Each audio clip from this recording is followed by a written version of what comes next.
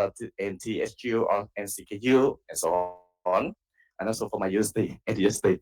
Okay, and in the field of semiconductor, STEM, or maybe with finance as well. And you also can see here, actually, I checked from the ChatGPT, and we can see that uh, every 10 years, right? You can see that the birth rate in Taiwan reduce a lot. Okay. And how about Vietnam? And you also can see that the Vietnamese student, when they come to Taiwan to study, and I got many feedback from the professor in Taiwan, Vietnamese student, they are very excellent. They can work really well, doing a good research, and I can say everything is good. But not mean that the perfect one, right? But everyone come here to study and work hard. We also have some contribution for the education system in Taiwan as well. And we really need the high quality human resource to attract the high tech investment, because I also got some message from maybe government officer or maybe from some company. They say that they want to invest in Vietnam, but difficult for them to recruit kind of the high quality talent to work for them. So that's also one challenge we need to consider. And many Taiwanese company already spend their investment in Vietnam. And you know that I think now Taiwan is surprised in the rank of number 4 to invest in Vietnam now. Okay, and the number of Vietnamese students study in Taiwan, you can see that more and more students come to Taiwan to study recently. Okay, uh, okay, and also you can see. Sorry, it is okay. And the next one, I want to talk about the potential for cooperation. And you also can see that look like I mentioned, Taiwan had a high tech and also for very good for education system. But Taiwan also really need international talent come to Taiwan to study and also can work in Taiwan and in industry Taiwan as well. And for Vietnamese student, if you come here to study and in the future you can be the expert and then you can come back to Vietnam to contribute. So I think for the cooperation for training and also for some kind of program, it will be very good for this cooperation. And in Taiwan, you can see that many leading Taiwanese company in Taiwan, you know already, and also we have the top university in Taiwan as well. So I put the top 5 university in Taiwan. Okay, and I want to talk about the cooperation opportunity for this program we call INSTAN program, International Industrial Talent Education Special Program. This is the collaboration between government, industry, and university. Actually, we also did before, but not kind of official from government. For my university, we run this kind of program around I think 4 years ago, because in the past, when I came to Taiwan, the scholarship will be from our university. Our university can give the full scholarship, but I think after maybe 5 years ago, the university changed the policy. They let the professor need to find more project to collaborate with industry and can support the scholarship for the student. And 4 years ago, our college we collaborate with some company. They want to have the scholarship from company to support for the student, and after getting the degree, and the student can work for the company. That's kind of the new recruitment methods, I think, because you wait for the student to study, and after graduation, and then you want to recruit a student, but not easy. And also maybe not really in that field, because look like we talk about chemical engineering, and maybe this company they need this field, but another company they need another field. So if we have collaboration with industry, so the student can be trained in that field, and when they graduate, they are ready to work in the company. Okay, that's I think it's very good for this policy. And for this incentive program, we have 3 main fields. We have STEM, we have semiconductor, and we have finance. And the cost very special because the company and the university, they will discuss, and then they can decide the cost for the student to study, and also for the project. They can work with the industry project. And I think industry project also, actually it depends, because for me, when I study at my university, I also do the research for my publication, but I also join in some industry project with my professor. When I join industry project, I can understand more about industry, or maybe for application, not just kind of the research in lab only. And recently we have several cap the program like this, where maybe have for bachelor degree, we have 2+2+, and so on. And we also have the master degree. And until now, after I think after about 2 years, And for Vietnamese students, we still don't have doctoral degree now because I think the company now they don't need the PhD level to work for them. We have a lot of master degree program, and we need to wait for the government MOE approve. But I'm not sure, but maybe more than 99%. Our university, we collaborate with one famous chemical company, and we recruit students with the chemical engineering background or material science background, and they can study at our university and work on the semiconductor material. We will recruit students next semester. And what is the scholarship we have here? So usually when you apply to the university, and then it can be full scholarship, partial scholarship, or maybe tuition waiver only, or maybe admission only. But for this one, when you get admission, for sure you get the scholarship, and we have the collaboration between the government, company, and also university. So you can see that when you get scholarship, and MOE will give the tuition fee waiver will be 100,000 every year. Okay, and also this one's so very special because when you get a scholarship in Taiwan from the university before, right, and then you need to apply for the visa, you prepare for documents, something like that. And for this scholarship, MOE also support for administrative expense, and also you also have the airline ticket one way come to Taiwan as well. So I think government attract the talent from Taiwan a lot. And also, how about the living alone, the living stipend? And in here, we can see that the company will provide the scholarship every month will be 10,000 per month. And when you study this program, you also can do internship in the company during the summertime, and you can get the basic salary will be like this or higher. It depends on the position and also depend on the company. And we also have the job guarantee. So it means that when you get the degree, you can work at that company for 2 years. Actually, I used to talk to the student and I say that's also the good thing, but also maybe the not good thing. Because good thing you have job already, but not good you need to work for the company for 2 years.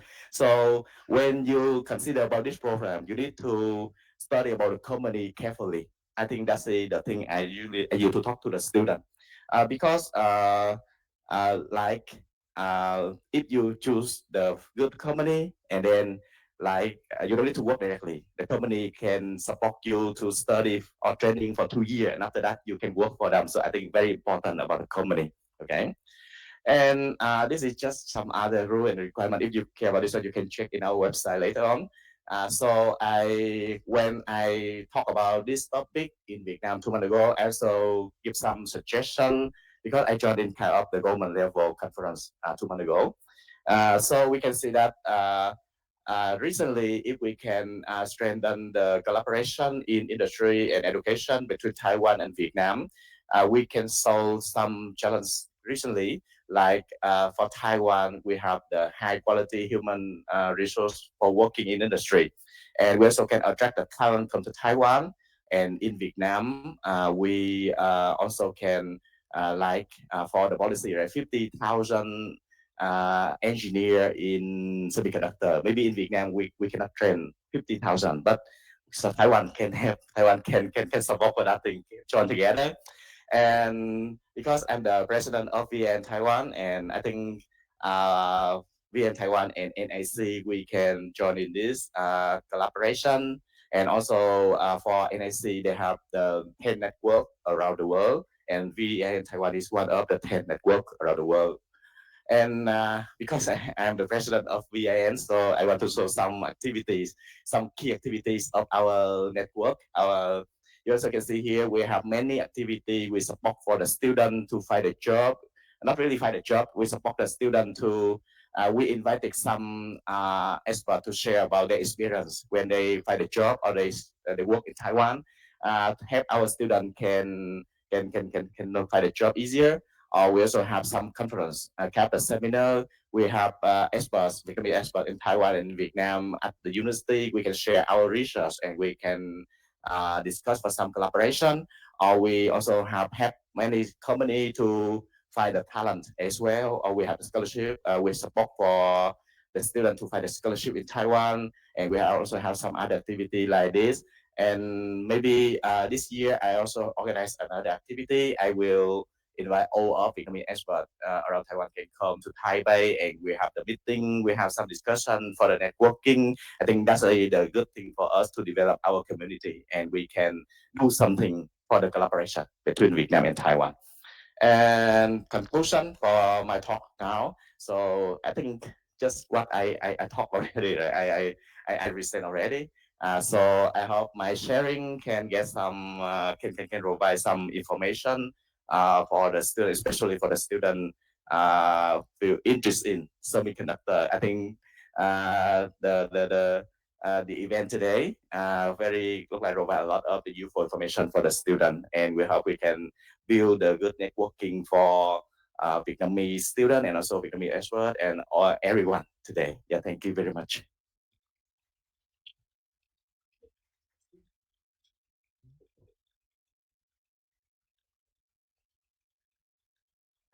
Thank you for your sharing valuable information, Assistant Professor Võ Đức Thắng.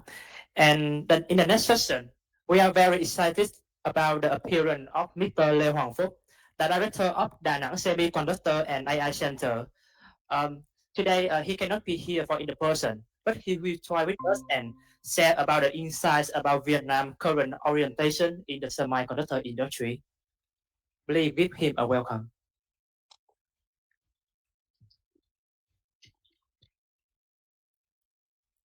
So good afternoon, everyone. Can you hear me?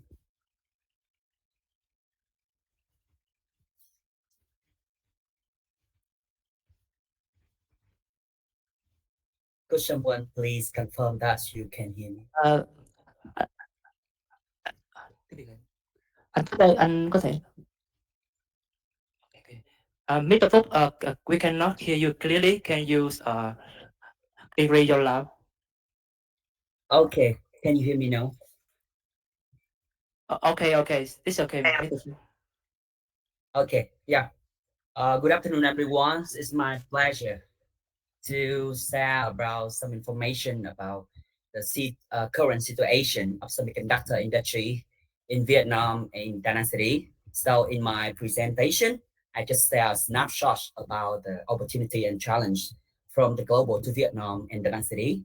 And I will share on the what we have done so far to support for the semiconductor industry ecosystem in Da Nang City. So first of all, I would like to share some situation of global semiconductor markets. You can see it's quite positive right now, and it's expected to reach the market at 1,000 billion USD in the year of 2030. And the engine or the motivation for the semiconductor development, it comes from the computer, the PC, the AI communication, all automotive industry, and also IoT for smart city. From the government, I believe that the motivation and the demand from the government will develop in that time, especially in Vietnam and in Da Nang City, because we try to build like the smart city, and it needs more like electronic device and sensor and IoT to support for that strategy. And that's why semiconductor industry were recognized one of the 11 strategist industry technology in Vietnam so far.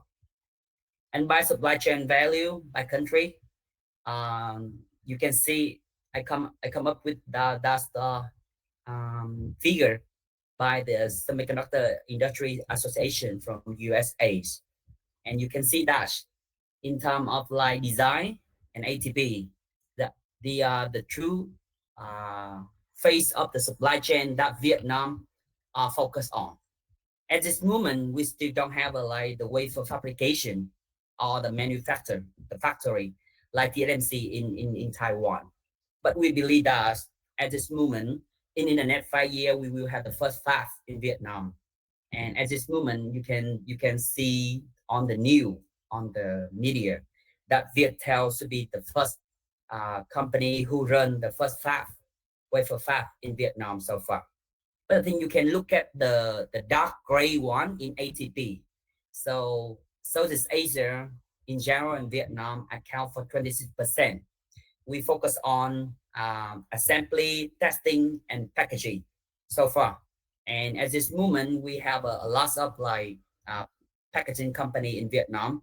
And in Da Nang City, we have the first ever Fab Lab for advanced packaging. I would like to share with you later. So this in the next 5 years, so it's about to have a more semiconductor foundry or fab around the world. And it's about to have a four fab in Southeast Asia. So it means that we have a one more fab in Vietnam in next 5 years. And so after sharing with you information about the global view, I just share with you some information about Vietnam so you can see more opportunity in Vietnam so far with regard to semiconductor industry. You can see the development of revenue of this industry from 2016 to 2027. So it's nearly 3 times or more than 2.5 times developed, and it's expected to develop more in the near future. And Vietnam is currently among the world top 10 exporter of semiconductor device and IC to USA. And the development for the number and the quantities of IC design in Vietnam quite good.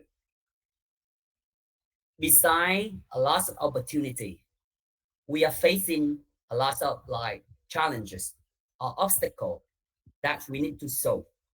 So based on the KPMG research, the top three biggest issue that we are facing is talent risk. It's not enough skilled worker, talent, and struggle.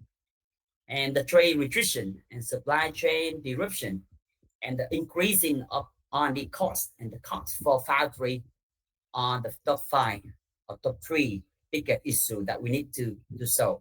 And how we embrace the chance opportunities and overcome on the risky or the challenges is one of the top one we need to focus. And you can look at this picture. We got that from the semicon Taiwan just 2 days ago. You can see the cost of fab is increased when we reduce or when we like develop the high-end chip. You can see from 16 nanometer to 2 nanometer, the cost is 6 times developed. You can see from 5K per wafer to like 30K. And that's why the this one also come from Semicon Taiwan, and I got from new policy from Taiwan government, and it quite aligned, quite similar to Vietnamese government strategy to develop the semiconductor, and in Da Nang City also. You can see at this moment, uh, most of the government will focus on four strategy. The first one, how to reduce the cost of like a factory of like manufacture wafer fab. We can focus on developing advanced processing and advanced packaging, or 2.5D or 3D heterogeneous advanced packaging. Strategy two is support investment in equipment and material. The three pillar is strengthen IC design, R&D, and sale. The fourth one focus on developing next-gen semiconductor technology like silicon carbide or GaN. And after share with you the global view and the Vietnamese view in terms of the revenue, the industry, I just share with you like the current situation or where the student can get the job after they graduate. So in Vietnam, you can see this is the picture come from the Vietnamese semiconductor communities. Um, in 2024, we have around more than 7,000 chip design engineer in Vietnam, and 85% in Ho Chi Minh City, and around 10% in Da Nang City, and 7% in Hanoi. You can see, and Da Nang is the top three in Vietnam so far, and the growth rate is quite good. This is this map just show the current situation of chip design, and in terms of ATP or manufacturer. Sorry, this one quite small, and we come up with the the number come from the semiconductor community. We discussed together and come up with like some company. So at this moment, we have around 20 ATP, assembly testing packaging, a back-end manufacturer company. And we're supposed to have a one fab front-end manufacturer company in the next 2 years. So more than, most of them come from foreign country like FBI company. And we have a six Vietnamese company. And we have a two internet city. Just that with you like internet city so far. So we start the journey in some in semiconductor in 2023, like 2 years ago, with around 8 company in chip design.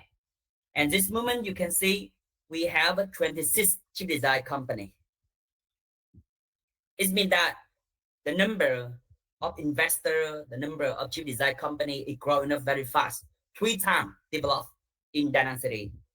And in terms of ATP, we have a 3 company, and the special one is Visa Lab.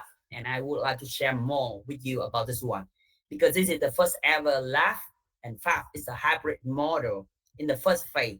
And the second phase in 2027, that we build the factory for advanced packaging, and they provide the system in package SIP for some wearable device. And also the government also support for FPT to develop the R&D center with name FPT analysis technology focused on testing, IC testing. And VNST in the company in Saigon High Tech Park will relocate to the next city. And we also have a 7 startup project in chip design. That are the current situation.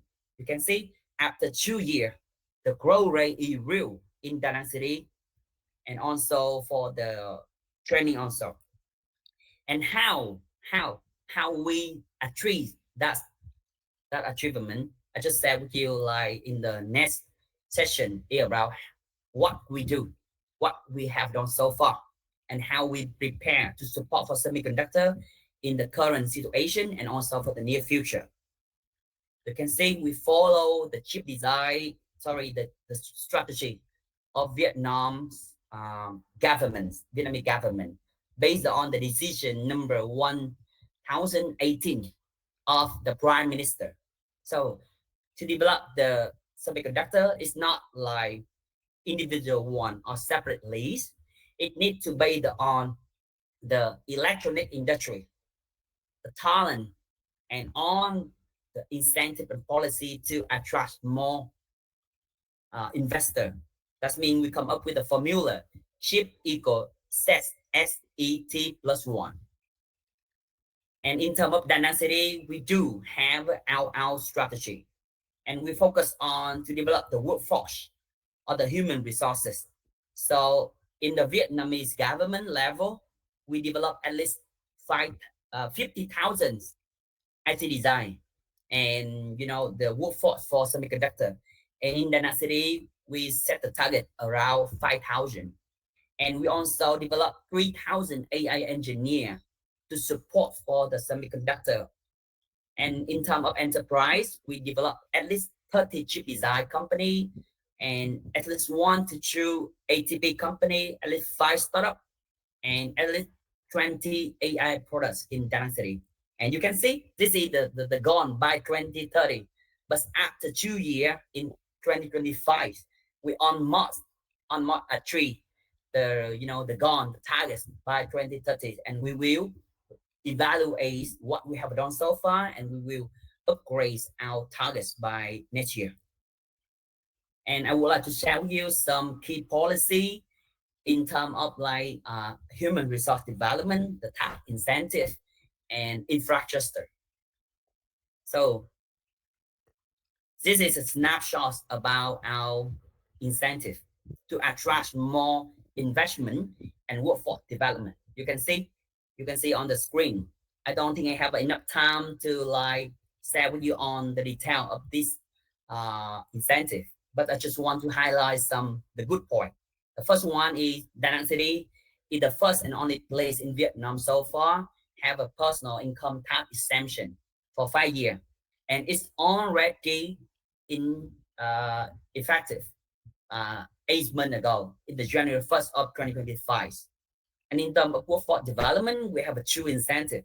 First one, the incentive to attract the expert and scientists to relocate to work in the city. And also we provide a scholarship for student, for engineer, and for professor to upgrade their training. And also we provide the office, free office for startup in semiconductor and AI for 3 years. And also discount from 25% to 50% in software part through office for all the semiconductor company. And also we also have some special policy or treatment with the big company with the global revenue more than 1 billion USD, like Marvel and FPT and so on. So you can see on the screen, and we'll skip this one. The second one, infrastructure support. You can see in Vietnam, we have a 7 like software industry zone. In Da Nang City, we have a 4. It means that one in Hanoi, one in Cần Thơ City, one in Ho Chi Minh City. In Da Nang City, we have a 4 for like ICT industry zone or software park. And we also have a like high tech park to provide the land, the warehouse for factory for semiconductor. And after July 1st, Da Nang City just combined with Quảng Nam province to be the new Da Nang City. It's the biggest city in Vietnam so far, even bigger than Hanoi and Ho Chi Minh City. This means that we have a more land and potential to support for semiconductor industry. And also we have a IFC, International Financial Center, to develop the fintech, Web3, and also free trade zone. We also have a like logistic and factory manufacture zone in free trade zone. What does that mean? In free trade zone, you don't have like uh, register for visa and also for export and import control, quite easy for the foreign country to invest in free trade zone. And this is our center. We support for 29 startups so far, from January this year to uh, now to September. And we are already full with the 4th floor, and we are developing the 3rd floor to support for more startup. Support is mean we provide the free office for all the startups so far. And we also use our lab for training the workforce for semiconductor. And how we train, we cooperate with Synopsys or other industry company and international university like Arizona State University to provide the training to upgrade our workforce and our trainer, our professor also. And this one I would like to share with you. I'm very proud to share with you this one. This is the first advanced packaging lab in Vietnam so far. It's a hybrid model between lab and fab. It means we can do prototype, we can support for on the the researcher and R&D activity in university and for startup on shop. And this also have some already have some customer so far. And the special one is we provide the wearable or the AI glasses for the company through this lab. And we hope through this lab fab, it's cost around 72 million USD and to support for the whole ecosystem in Da Nang, in Pacific, and Vietnam also. And we do prepare for power, submarine cable, data center, and water supply. And the last one I would like to share with you is workforce development. So we do have a like policy to attract and retain the talent, like what you see on the screen: one-time stipend, accommodation fees, and cost of publishing scientific paper or patent. And this is scholarship to provide for lecturer, researcher, learner, and student also. We give loan for the honor student, and after graduate from school, if they work for company, university, and the DAC, they can get exemption on you can erase on the loan. Don't have to pay the loan for the government if they can get the job after they graduate. Yeah. And in 2024, this is the first time ever, ACE university in that city enrolled recruit for the chip design engineer. Last year we have a 600 student. This year, this number up to 900. So we can get achieve the number 5,000 in the 2030. Yeah. And this is snapshot around of the education institution in Dang City and the number of student enrollment.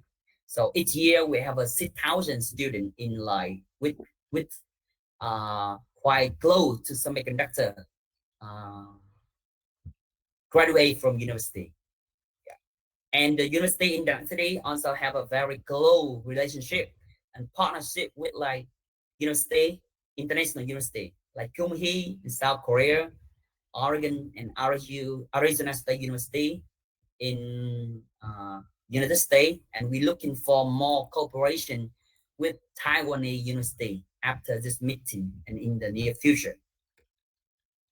This is some number of IC design that we already organized last year to now, and we're happy to see that most of like students who graduate from the upskill training, they already got the job for the semiconductor company in the ecosystem in the next city.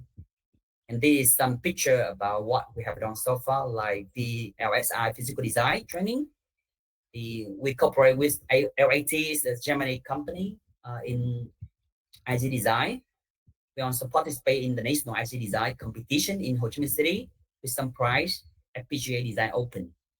And especially in March, General Secretary of TOLOM already visits our center and share some support with our city and our center also.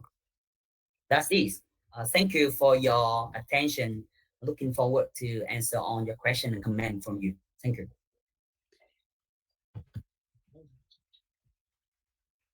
Yes, thank you very much, Mr. Phúc, for the insightful sharing. So now we will take a 30 minutes to break.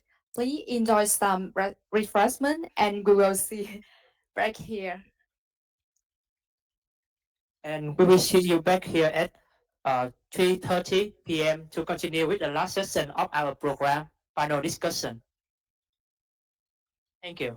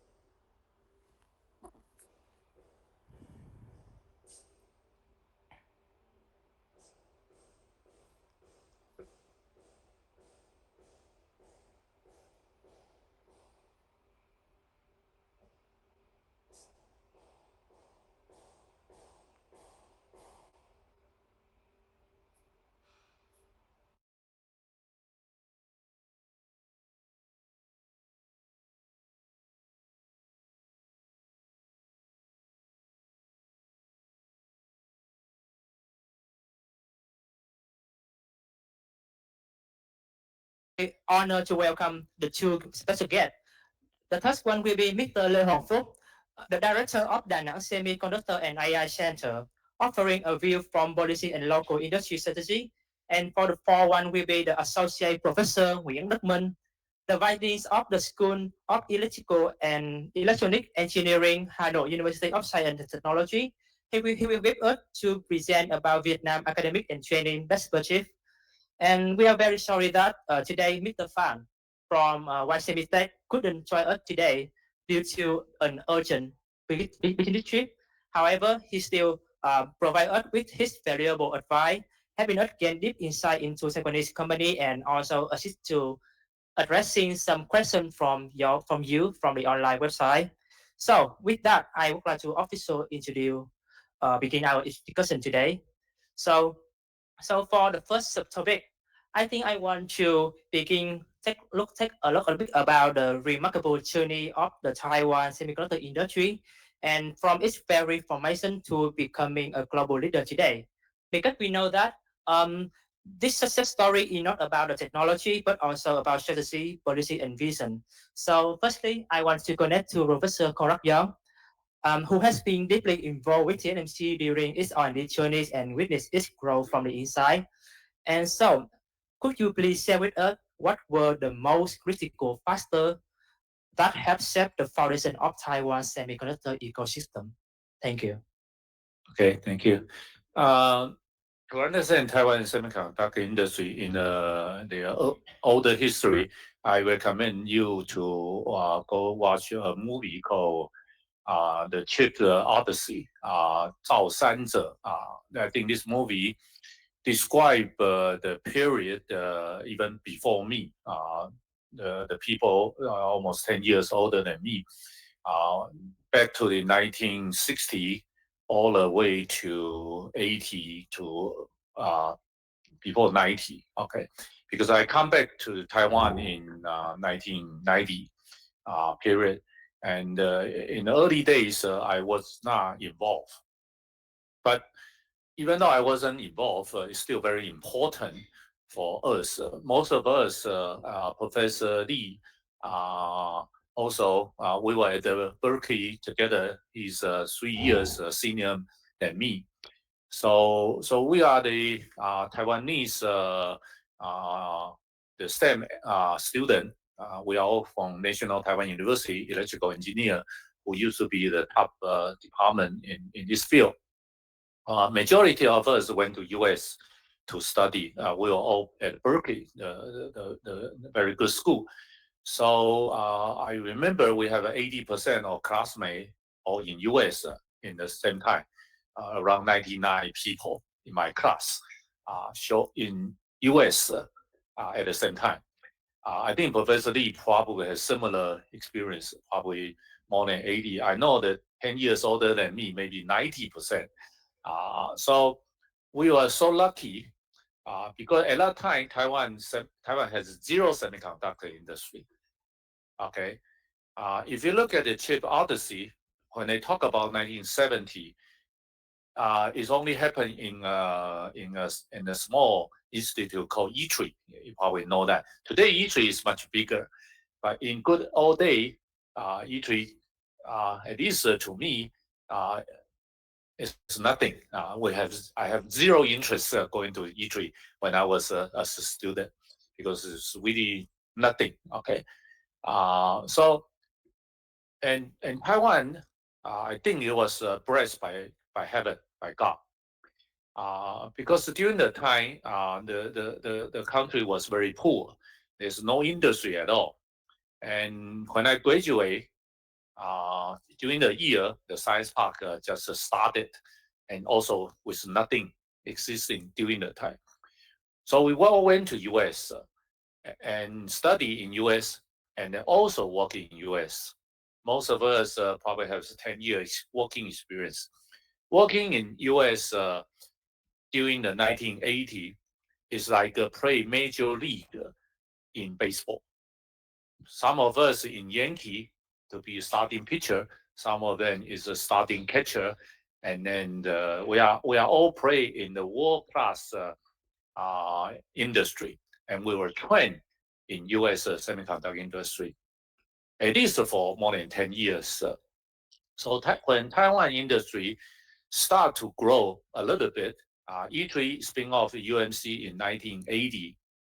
During the time I just went to US, and then 87 to TSMC. They are all very small company. The revenue is well less than $1 billion during the time. So they kind of crawl and then gradually grow. Okay, I think 1994 is a key year, at least from my viewpoint. The key year all this company go IPO. That's the time those companies can afford to pay us enough money from US back. US salary is probably 10 times more than Taiwan salary during the time. I think, okay, the reason why I mentioned about the Taiwan US experience, it kind of remind me today, whatever happened, Vietnam to Taiwan is very, very similar. Very, very similar. So that's why when I see a lot of foreign students come to Taiwan, it kind of remind myself during the 1980 when I was in US. I was also a foreign student. In US, it's definitely different. But I think for Vietnamese students come to Taiwan, I assume you are more used to this one. Taiwan is very convenient, culturally very close to Vietnam.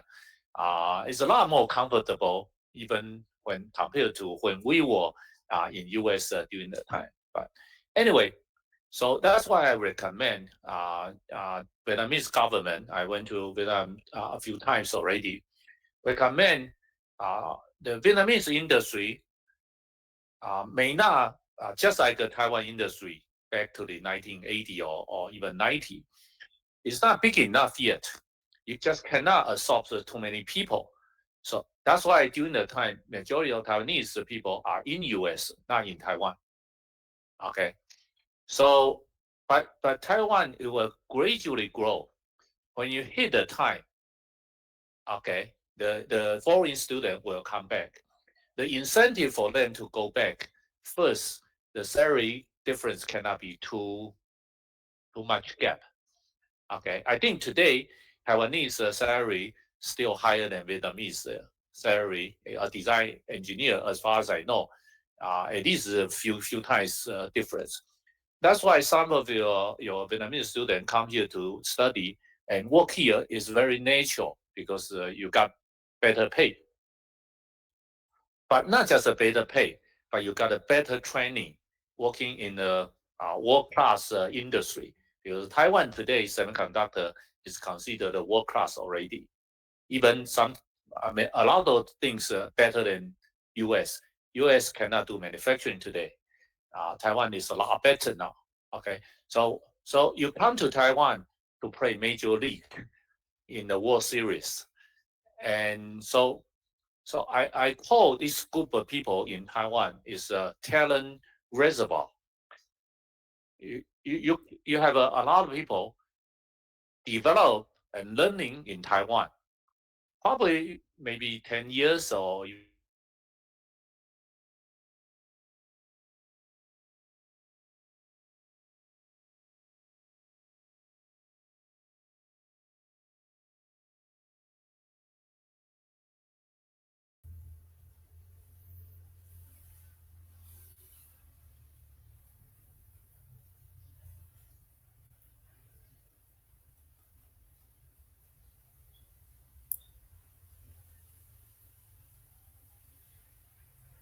Okay, your local company still relatively small. Okay, because you started.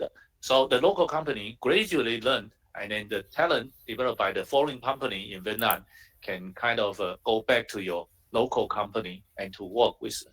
Basically, this is how Taiwan has experienced from 90 all the way to today. So whatever if Taiwan experience, Vietnam pretty much can copy, and you can copy easily because you already know exactly what's going on. Taiwan during the time we are pretty much we don't know what happened. We just grow it, and with God's blessing, and we got to this stage. But today already have a history can teach you how should a new country develop their industry through Taiwan. Okay, may not through US. And definitely you might have a few people go to US to learn something even higher end, like NVIDIA, Apple, Google, that kind of things. But in hardware, Taiwan has a better chance to learn it.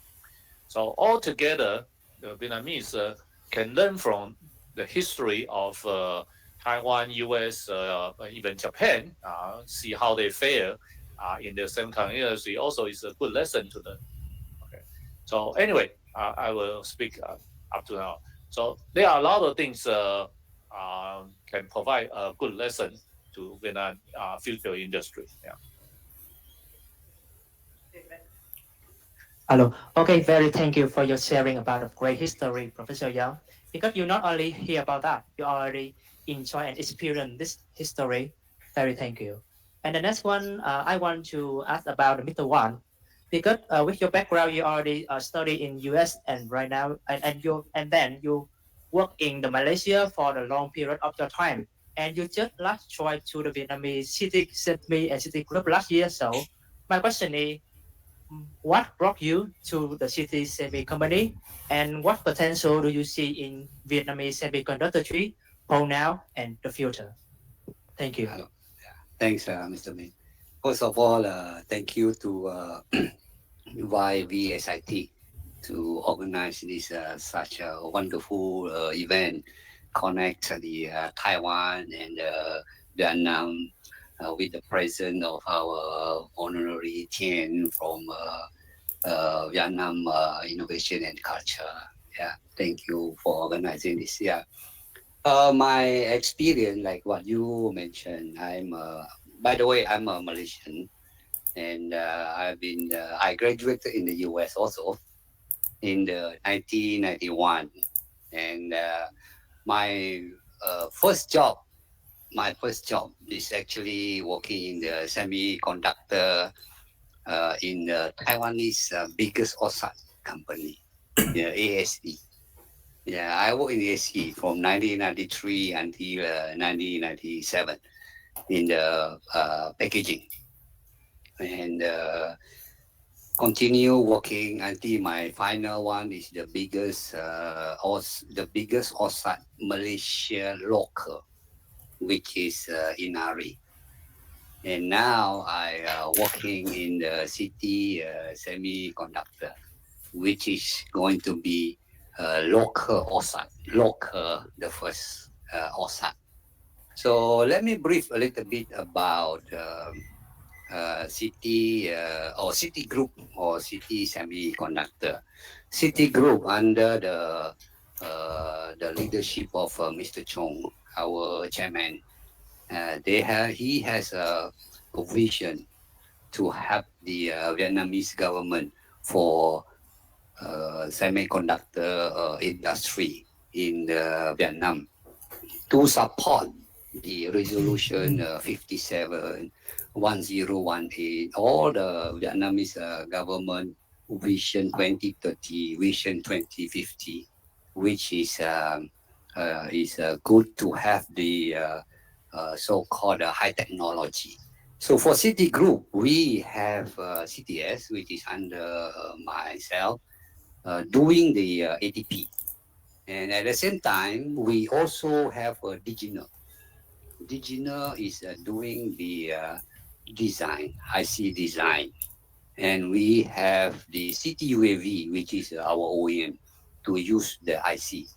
So in City Group, we have a full ecosystem of semiconductor, except, of course, the wafer fab.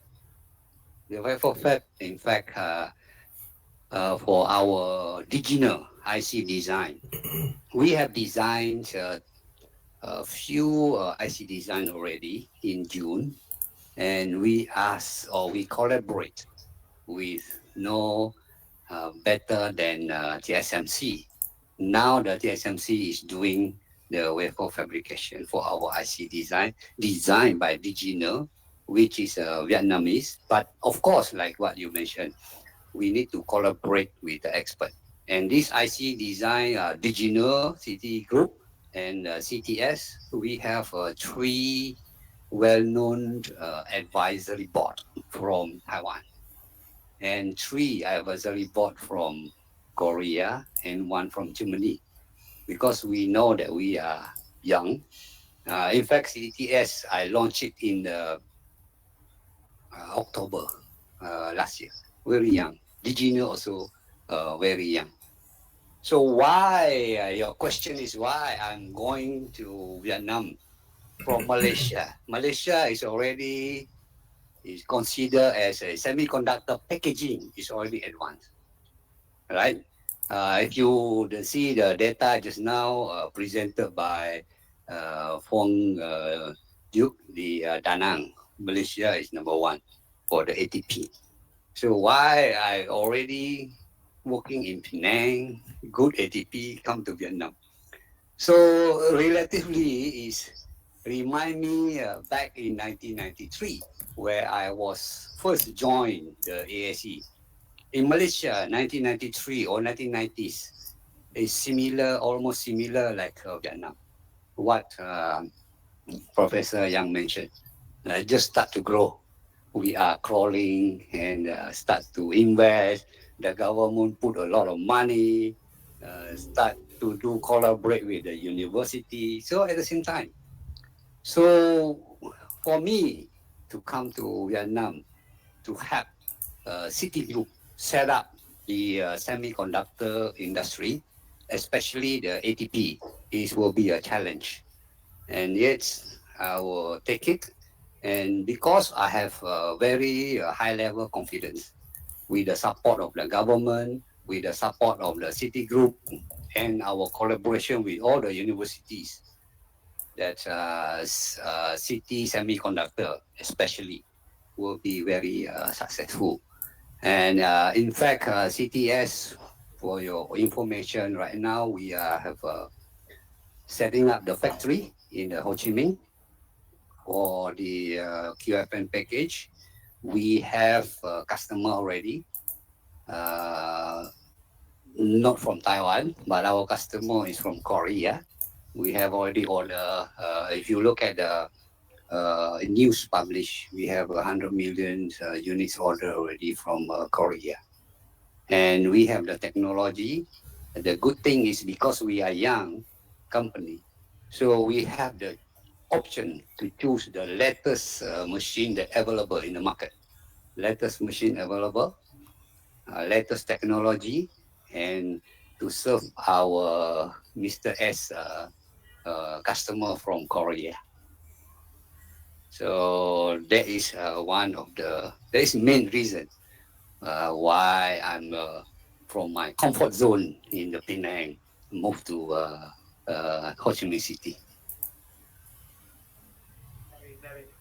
Hello, very thank you, Mr. Wan, for your sharing about your history and reason why you moved to Vietnam.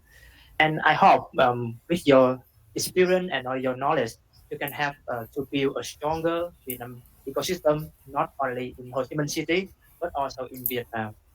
And the next one, I want to connect to Mr. Lê Hoàng Phúc. Can you hear me clearly? Yeah. Okay. Hi, Mr. Phúc.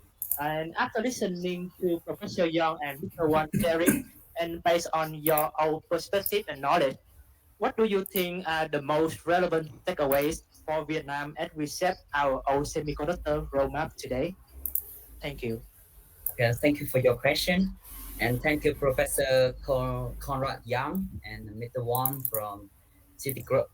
I'm very impressed with your sharing. I totally agree. So Vietnam right now, like Professor Young already mentioned, look like Taiwanese semiconductor industry in the year of 80 or 90s, and like Malaysia or 20 years ago. The thing is how Vietnam can catch up and can develop, not only always far behind from the other country. So I think to identify our semiconductor roadmap today, the government already have a national strategy to develop the semiconductor industry and try to support on the the facilitate on the foreign investment and support for the local company like CD Group or CT Semiconductor. But the thing is, how we can do is like effectively and step sustainably and support for semiconductor faster. We try to focus on the three things from my perspective. First thing, to develop the semiconductor, we cannot, Vietnam cannot like cover on the full spectrum of semiconductor manufacture from day one from now. I mean, at this moment, we focus on IC designs and advanced packaging or testing of fabless rather than rather than rather than build the fabrication or manufacture in the day one. And manufacture should be the next phase after 2027. And at this moment, based on my experience looking to the ground of the semiconductor industry development in Vietnam, you can see the growth rate in chip design, fabless companies, and advanced packaging is quite very impressive. Like three times, like it's like 300% development growth rate after like 2 or 3 years. Vietnamese government kick off the incentive for semiconductor. It's the first thing. We cannot cover on the full spectrum of semiconductor. We focus on what we can do better, what we can do good. For example, like chip design, fabless, and advanced packaging. And also during the semiconductor day, like 2 weeks ago, we got a lot of like recommendation from Japanese, US partner and Taiwanese partner also. So we should focus on advanced packaging and also for optical uh, chip design or optical semiconductor is the second one. And the second, lesson that we should to focus on right now is to focus on invest in human capital, like human resources. So we have a very, good, young, and numerous of human resources, like 40 million Vietnamese young people, and we need to develop more them, train them, and not only train them domestically, but also send them to we encourage and provide a lot of scholarship to support them to study in Taiwan, in Japan, South Korea, and USA also. Like Professor Young already mentioned, a Taiwanese student like 30 years ago. At this moment, we need to like create the pipeline for the talent to study overseas and also set up like the very specific roadmap for them to study, working experience, have a more experience and support for the Vietnamese industry. And the last one is also the international collaboration. At this moment, the Vietnamese government and also in that city, we have a lot of like resolution, a lot of incentive and policy to facilitate the international collaboration. So Vietnam cannot be alone. We should focus on, collaborate with Taiwan, with USA, with Japan, and also with other companies to develop our semiconductor industry.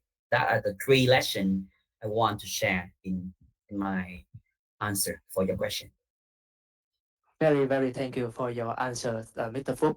I think with your lesson, Vietnam can use this, apply this to build a very stronger semiconductor ecosystem, not in Vietnam. And for the next part, I want to move to about the great future of Taiwan success. This is about the triple helix model, the collaboration between um, government, industry, and academia. So, and because we know that this model ensures not only technology transfers, but also a sustainable talent pipeline.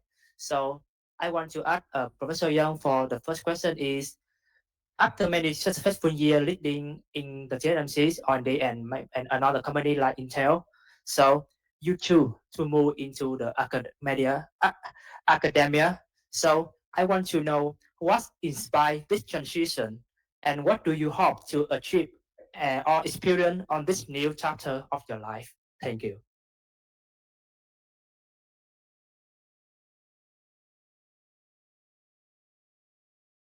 I think I have been working in semicon industry since my junior year of college. During the time, there's a solid state group, so I kind of jumped into that. Uh, so if I count that, I've been working in semicon industry for more than 40 years. Actually, in industry for so long, uh, honestly speaking, I'm sick and tired in the industry. So, so I'm thinking about my later. I'm already past the 66. The personal goal for myself as a life goal. That's why I put in my Facebook as my ultimate life goal called human ecologist. Uh, the idea is I really want to provide an environment for any human being um, who can deliver what God's given the talent to create the value with the potential, all the potential they could. And that's the part of the reason I decided to retire from TSMC. But after that, I even want to escape from semiconductor because I used to be the chairman of the so-called PIP, Proprietary Information Protection, and I worry if I sleep, I say some dream word, leak out some confidential information for TSMC, TSMC will sue me. So I want to really escape semiconductor, at least for a few years.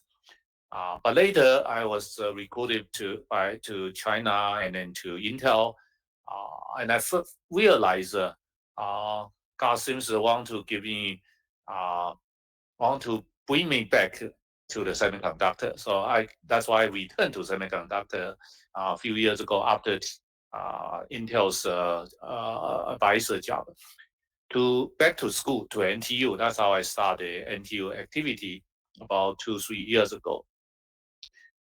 And I was guided to many places 2 years ago to Abu Dhabi, to London, to Vietnam, to Japan, to many places in the world, especially Europe and Southeast Asia. I mentioned I personally had experienced to sunrise industry era. In 1980, I was in U.S. semiconductor industry during that time. That was a golden era of U.S. semiconductor industry, the so-called Silicon Valley booming. Okay, and that's why most of the people during the time went to U.S. To study whatever field, there's physics, chemistry. Pretty much everybody went to semiconductor industry because that was the golden era. Attract everybody go. And in 1995, I come back to Taiwan. I experienced the second sunrise era in Taiwan. Taiwan semiconductor rise up, really come around during the time. So it seems the heaven want me to do something to participate the third wave of the sunrise. So I went all over the world, to Europe, to Japan, to Southeast Asia. So far, I think Vietnam is the best chance to be the third sunrise semiconductor country. Well, you may not think it's possible, but the world really changed a lot. Okay, and Taiwan also right now is facing some issue of geopolitics, especially from U.S. We also need to find some where non-U.S. non-China place, and we can go to Europe, we can go to Northeast Asia, Japan, for example, Korean, probably very unlikely because we have been pretty much in competitive situation with Korea. Southeast Asia is definitely the one very important area. Okay, and anyway, it can be Malaysia or Vietnam. I consider Vietnam has a lot better chance. Okay. Now go back to your question. I remember what you asked me about human ecologies. I believe everything created by human. Okay, government can do certain things, but the only thing things can happen is the people who make it happen. Taiwan Semiconductor, the government support, honestly speaking, is only very initial phase. That's the chip odyssey phase. The phase pretty much before 1990, around 80 and 70. Since then, the government really played little role. If you understand Taiwan's situation, the Taiwan government seems like the Taiwan government report to TSMC, not TSMC report to Taiwan government. I'm not quite sure I understand what I mean. The company has a higher ranking than the government. It's very strange because the reason why it's very strange is TSMC group of course, initially coming from E3 with a lot of support. But when we come back to Taiwan, when I started activity in Taiwan, I see very little help. Essentially, no help from Taiwan government, and we pretty much don't want government to help also, because we are independent company. We can do it ourselves, and that the success coming from people. Okay, it's the people to make it happen. Okay, that's a part of the reason human resource is very important. But human resource, I'm not trying to establish. Since you have you want to train 50,000 people within a certain year. I actually don't like that number, honestly speaking. When I talk to the government, it's not a number per se. Uh, if you have a 50,000 people, what you want the 50,000 people to do? Do you want them to do a low-level work, entry-level engineering, hardworking people, or do you want to develop a talent, the leader for your industry? I think you probably need both. So among that 50,000 people, you at least need to have 1% of a leader. The way we got trained in US, I believe Professor Lee, we all at Berkeley time, we were trained as a leader. We were not trained as a worker. Okay, so that's part of the reason I come back to the academia. The purpose is not train the worker. Worker can be trained by the historical way, just passing the test.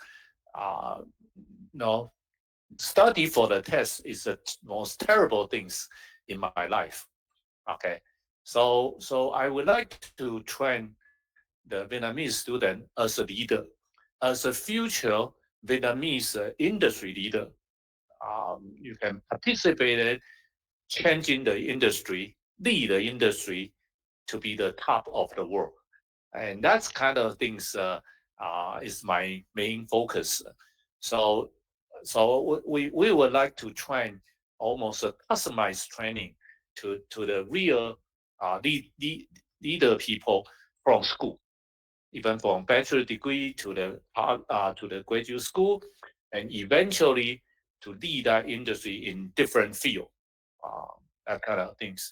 So anyway, I'm very happy to know I have a colleague of NTUST, the Professor Tuan. Tom. Anyway, so we are in the same school, but we never met. So it's good to know to meet here. So we want to work together to develop a so-called, because this was organized by young Vietnamese. I remember there's a talent, is that right? Yeah, semiconductor talent.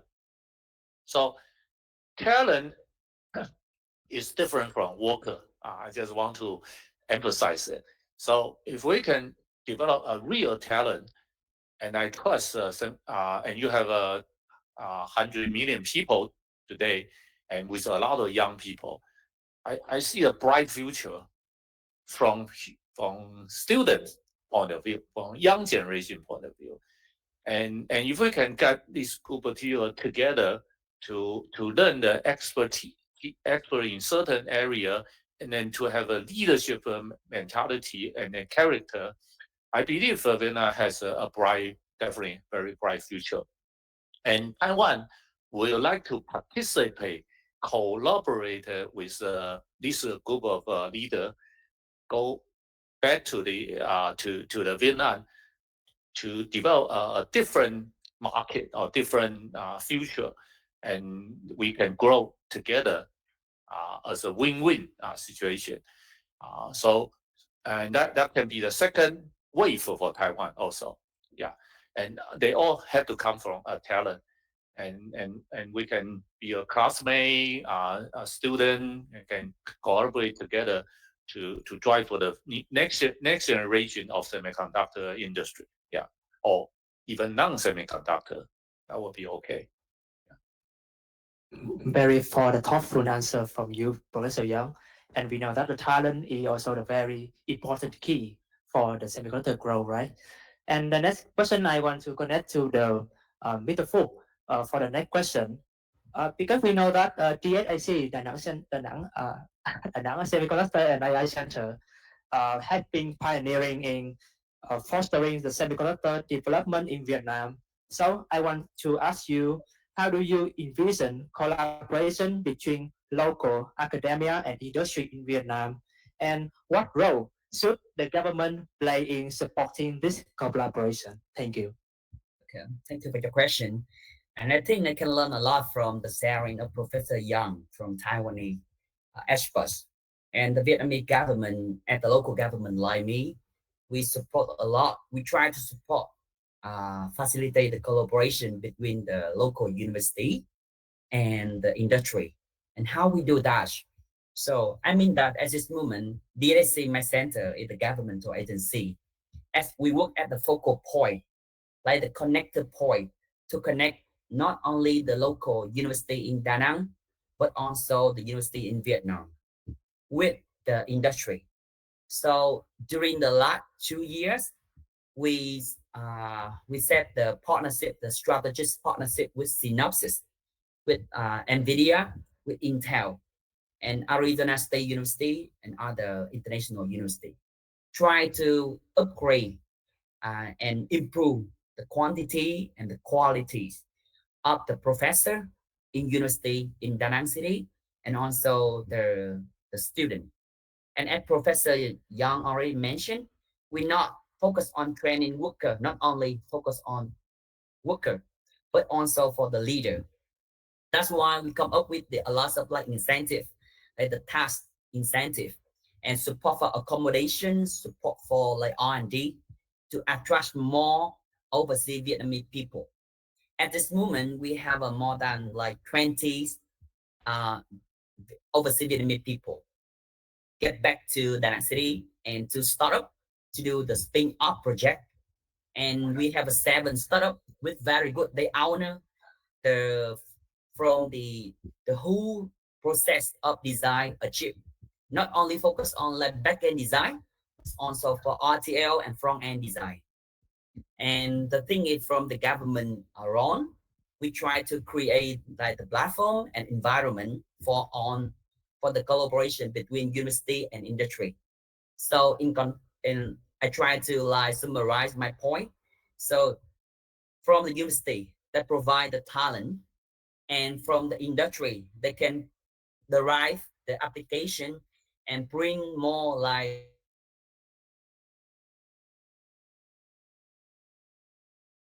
collaborate between university and industry company, try to like update the curriculum, the textbook, and also create more the funding from the government for some project R&D project to connect the university, the scientist and researcher and student university to participate in the project in industry. It like the triangle collaboration between government, university, and industry. And I want to like end my sharing with very good case study example. So in Da Nang City, we invest in software park. It's a very good building. the area around 90,000 square meter with a lot of good equipment, and we also prepare for the EDA tool, the free of it for them, and the other equipment, the data center also. And we call out for the industry and industry company and university register for a like project, a startup or spin up project, and they can get asset to software part two to do that project.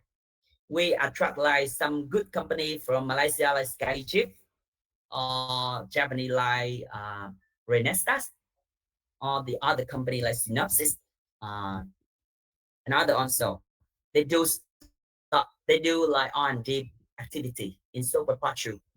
So from the support from industry, and also we have a good talent from university, and they can enjoy on the support from the government. It's one a good example from the government role to support for the collaboration between university and industry. Very thank you for your answer, Mr. Phúc. And we know that and from your answer from the Mr. Phúc and Professor Young, we can know that Taiwan's experience and Vietnam also want to show us the importance of the talent and the linking education with industry and Taiwan also create the opportunity that keep talent at home. And the next question I want to ask about Mr. Wan. So we know that attracting and retaining talent is always a challenge. So as citizen in Vietnam, what benefits or incentives do you provide to make sure engineers feel supported as well as motivated to join and stay with the company? Thank you. Yeah, thank you for the question. It's quite a challenge question to retain the employee because most of the for the past 33 years my experience, I also don't stay in one company. I jump. Who just honestly over or whatever company offer me higher, I'll jump. That is a motivation. But so it's by saying that, one of the motivation for the employee is, of course, no doubt about it, your salary. You work for money. Don't lie to me. Okay. So for CTS, actually, we offer higher than other companies surrounding in the Ho Chi Minh for the fresh graduates. In fact, as a matter of fact, we right now we have more than 200 interns students from top local university in Ho Chi Minh, VNU, UT, VNU, Ho Chi Minh, UT, UTE, Fulbright, VGU, the top 10% of their students. We pull it to City Group under the program we call it the Expo, and we pay them higher than normal executive level. 20 million dong per month is considered higher for the student because under the internship student for the other not the Expo, which 10 50 million is the max. So this will be one of the motivation whereby these Expo students at the end of their study, we will absorb them to become our employee full-time engineers. Of course, it depends on the what position that we have vacancy. But so at the same time, this is what we do, number one. Number two, for me personally at the CTS, we do a lot of innovative or creative thinking for the engineers. I always challenge them.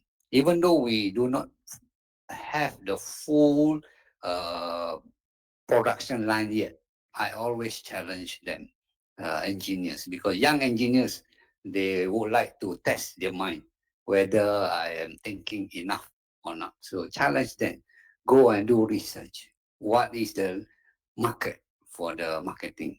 For the engineering, what is the technology latest? on the wire bonding, die attach, molding. What are the latest technology that you can find out and bring to the CTS as part of our process or process development for them. So they like it. So they are young, they like it. They do all the research and then they get back to us. Then we have more on the discussion with them. So this is by doing them the freedom, by doing them to think. So they will come up a lot of creativity, thinking, innovation, right? So this is one of the how we do it to retain the talent and CTS. And on top of that, of course, we also have some like off work, go out together, work life balance, play sport. Even though by the way, I'm 10 years younger than Mr. Yang. He already sick and tired of working in a factory, but because I'm 10 years younger than Mr. Yang, I still have the motivation. I get along with the youngsters. I play football with them. I play football, soccer with them. I play badminton with them. So, in the way that we are at the management level, get involved with the young people, so they feel that we have the care for them. So this is another way to retain our top talent in the CTS. I think this is the answer is very great because from your answer, many more and more engineers can be here. More people can be here, can have more reason to return to Vietnam and try for your company. And because salary is not the at all, this is just the one of the reason. And besides that, the comfortable environment for them to grow, to learn, this is also very important. And so, Professor Young, the next question I want to ask you like this one. I noticed that Vietnam has fewer PhD and master graduates in semiconductor than many other countries like Taiwan. And to be honest, I had the opportunity to have the internship inside the TSMC last summer, and I realized that most of engineers inside TSMC and even in Synopsys hold the PhD and master degree. So I want to know that's the main reason for Taiwanese company leading in R&D industry, or are there any reason for that? Thank you. I'm not the type of person want to focus on degree. Degree just as itself doesn't necessarily mean anything. I think the key is the things behind degree, the capability behind the degree is a lot more important. That's why I'm against people only study for the degree. Uh, you study for your knowledge, your skill, your capability as more important. I personally, because my kids was grew up in U.S., I saw U.S. Bachelor degree student in general are more capable than the master or PhD student in Taiwan. Even though Taiwan's knowledge is a lot better, um, it may be a part of reason because a certain engineering type of things need a certain knowledge to reach a point. But I want to emphasize another thing is critical thinking, independent thinking, because you can have a bachelor degree student as long as you are the adult. Okay, you have to be an adult. Okay, adult means you can decide for yourself. You know what you want, and you learn what you want. You develop the skill because you want it. As long as you have that kind of character, I think learning is not difficult. Semiconductor industry, in terms of the basic knowledge, has been there 60 years ago. Semiconductor physics haven't changed. Semiconductor chemistry hasn't changed much. Okay, maybe we have a new material coming out, but the material science itself is already 60 years old. Okay, and today with all the AI, with all the internet, with all the tool, learning it is not that difficult. But the key is, do you want to learn it? Okay, most of education is designed for people to do it for you, and you just took it. Learning is what you do it for yourself. If you can learn it with the desire to learn, my viewpoint, even high school, you can learn something. Okay, let me take a semiconductor physics example. I went through a PhD program at Berkeley. The semiconductor physics, I was very good at semiconductor physics. But when I was in graduate school, I suddenly realized the only thing, the most important thing I need to learn is what I learned in my junior high school. V equal to I times R. That's the most important semiconductor physics, the summary. But again, the knowledge itself is not a problem. It's what you really can digest it to yourself. Okay, and another thing is semiconductor, or in general, all the engineering require exercise. You learn the class. Okay, that's why in my class, I always ask my student during the last few section of the class, what have you learned? Okay, can you tell me what you actually learned to your heart? If you cannot learn anything, even you get 100% score, to me, you are not qualified as a learner. You have to learn for yourself.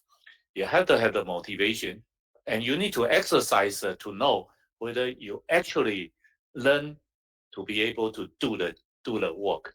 So internship is very important because that's the place you know what you learn, whether it's in the reality you cannot do it. If you can go through that, I don't think you really need a PhD. Okay, I think the PhD is give you a little bit more time to dig things more detail, to be even more independent, to be real leader. Okay, traditional PhD, when they finish their school, they typically go to university as a professor. And professor in general is an independent person. Okay, you no longer have a boss. You are on your own, so you have to develop everything. That's the PhD training originally. Similarly, when you get your PhD, when you go to industry, you shouldn't be a worker only, obey whatever your boss tell you to do. When I was at TSMC, I have a PhD student coming to TSMC. I asked him, what do you want to do? The surprising answer I got is, boss, whatever you want me to do, I will do it. That's not PhD. PhD means I learn enough so I know what I want to do. I will be leader for myself. I will be leader for this company. Okay, and that's the when you went through more time, and that's why you need to be able to do that. So it's a skill. It's not a knowledge anymore. Okay, and you practice it, solving the problem. Have a confidence enough to do that. That's part of the reason I may not necessarily feel everybody need to go to PhD. I'm very different from most academia. Most professors would like to have PhD. Part of the reason is that they need to publish paper, and they are the worker for professor. They are not learner for professor. Okay, so the professor I got it from Berkeley is very different. They do not necessarily ask me to publish any paper. They want to give me the opportunity to be independent. Okay, and if you can do that, even your younger age, even your high school, in a bachelor degree, even your master degree, you are okay. You are almost qualified as a PhD, and learn it in the early day. Know what you want. So anyway, that so I'm a little bit different educator because I'm not really not educator. I come from industry viewpoint. Yeah. Yes. Hey, by the way, I think we should leave more time to the people to ask a question. We have so many people. I think we probably need to be more interactive. Yes. That's just Yes. yeah. Yeah. Thank you for Professor Young. Of course, we will have a little bit time for them to ask you, and you can answer them later. But right now, I want to welcome the Mr. The Associate Professor Nguyễn Đức Minh. Can you hear us clearly? Yes, yes. Sorry, people. Sorry, Professor, that I came late. Today had an urgent meeting. Sorry, but I'm now in the discussion. Thank you for inviting me. Thank you. We know that you are very busy with your schedule, but we were really happy because you that can join with us. So, as you are from the heading of the ones of Vietnam's leading IC design labs, EDIPK in the Hanoi University of Technology. So, I want to ask you one question like this: what are the main bottleneck or challenges in semiconductor education and training in Vietnam today from your overview? Thank you. Thank you for very interesting and straight question. Uh, Thank very a lot. Let me introduce myself a little bit. So I'm Minh. I'm the leader of the group EDIBK, and actually we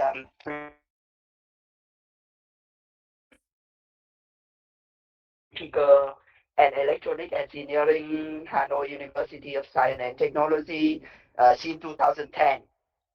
So since then, we have several courses. For example, VLSI design, analog IC design, digital IT design already. However, of course, we face some problem and bottleneck.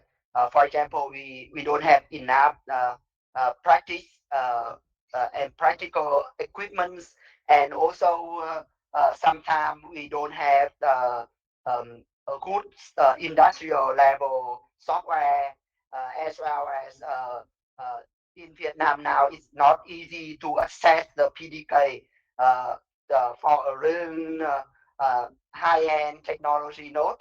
So I think it's something that we need to handle when we want to study uh, and teach IC design in Vietnam. Uh, However, of course, now so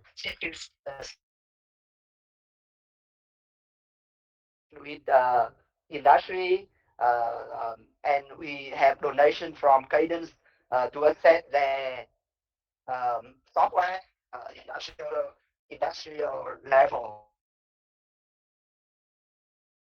I have seen that my student now can get better not only in knowledge but also in the practical skills.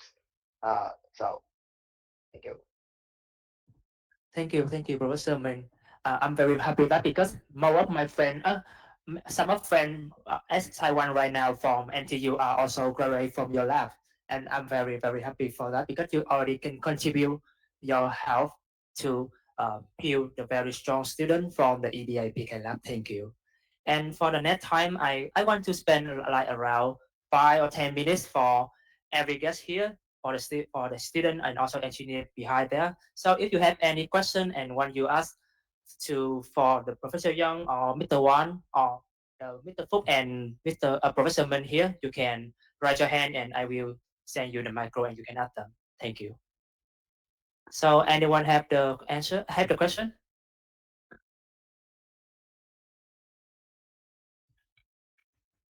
Um, First of all, thank you for Professor Tang for arranging the events for all of us.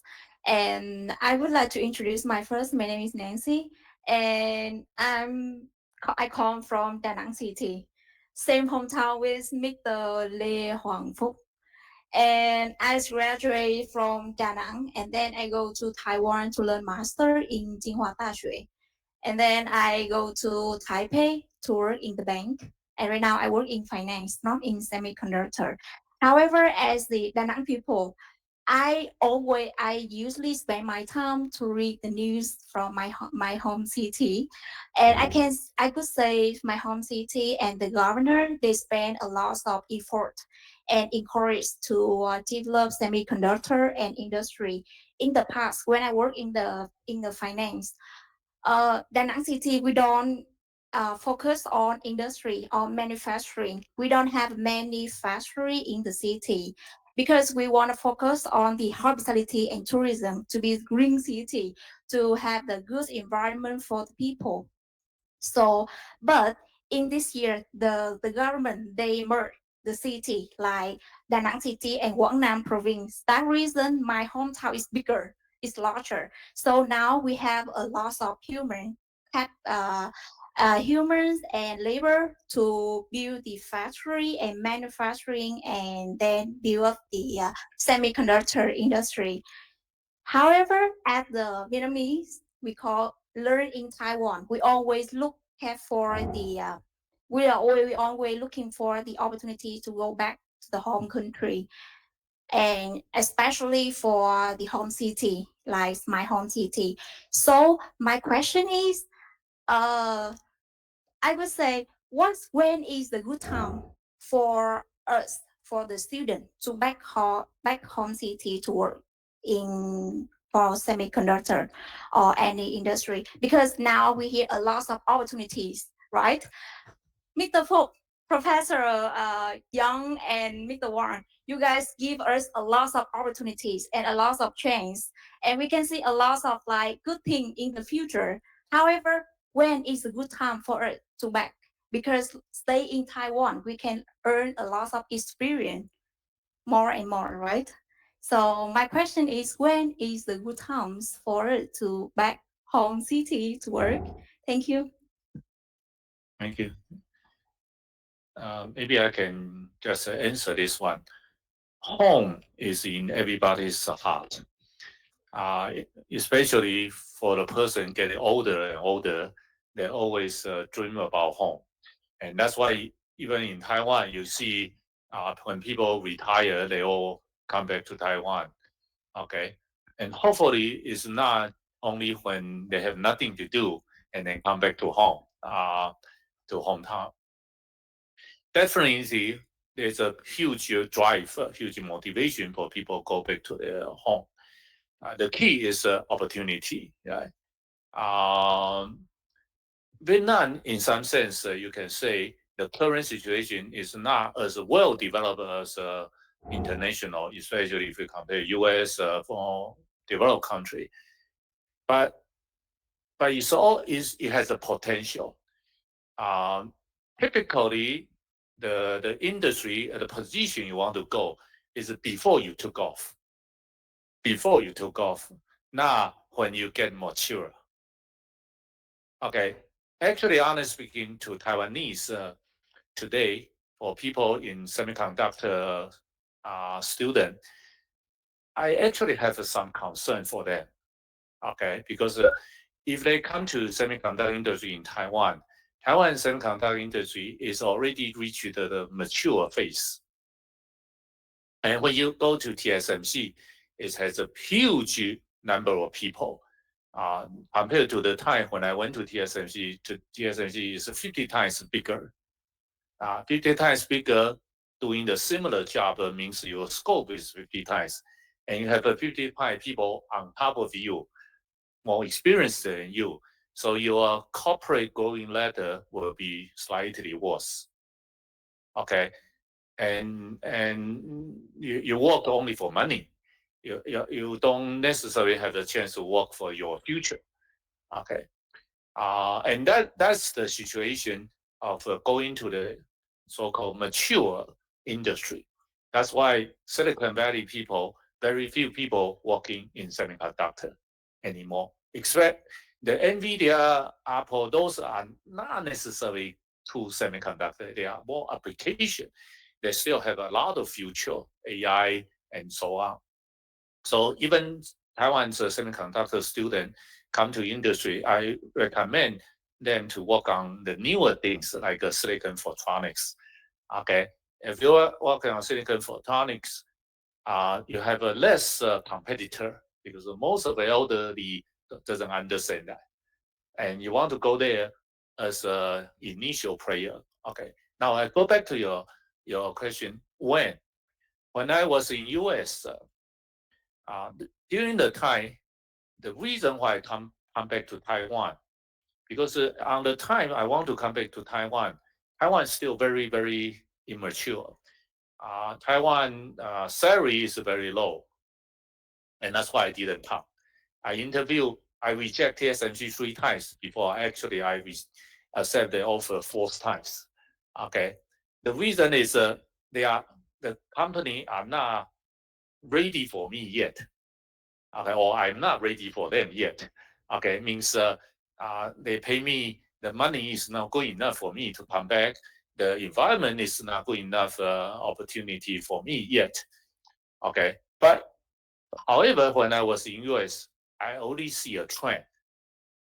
The trend means I saw US doesn't really have a manufacturing culture. In the long run and during the globalization, all the company moving their manufacturing to Asia. I see a trend. Okay, time. You mentioned about time. Time is a time zone. It has a history to the future. So how did you pick the time to to go to that position? Means you need to understand the past, the existence, and predict the future. Okay, bravely predict the future. And that's why when the Vietnamese is almost ready, and that's the good time to go. When Vietnam is so good, that may not be the good time to go anymore because they are already so good. And since you are in the foreign place, you learn a lot of things more than the local people. When you go back, you are naturally becomes a leader. Okay, that's the reason when I come to TSMC, lead R&D because the local people doesn't know how to do R&D, and I have experience in US, so I naturally become the leader. Okay, so develop your skill in Taiwan well ahead of your local people, and find a time when you start to take off, and you go in that you will be maybe a founder. Uh, and so on. Even Morris, he's very well experienced people. He come back to Taiwan in 1985 because he was well prepared. He was leader in TI and so on. So he come back ahead of a lot of people and naturally become a leader. Even though he doesn't really have an experience before he come back. So timing and being overseas, understand the world will help you to decide your local country's position relatively to the world, and using the world's experience to go back at the right time to be a leader. That's probably the best time. Yeah, I don't know when. Honestly speaking, we are trying to help Vietnam to prepare the soil better. Okay. Let me give you the straight answer. From CTS, come back to Vietnam in 2026. Yeah, next year. Because right now we are setting up the factory. By next year, we need about 1,000 people, 200 to 300 engineers, and the rest are the supporting group, marketing, finance, legal. So in fact, last 1 or 2 months, I also do some interview some of the Vietnamese working in Taiwan. some Vietnamese working in Malaysia. I went back to Malaysia to interview them, engineers. So because of the Vietnam is not many yet engineer with experience. So we come to Vietnamese in Taiwan. I went to Korea 2 months ago, meeting some of the Vietnamese in Korea. Ask them, are you coming back to Vietnam? Are you willing to come back to Vietnam? They say yes, if there is an opportunity, if there is a good environment that related to their experience, they are willing.